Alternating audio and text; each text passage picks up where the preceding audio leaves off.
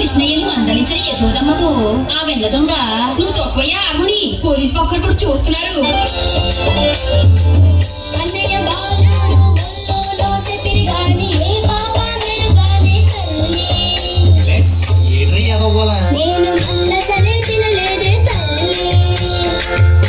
అబద్ధాలాడతావు.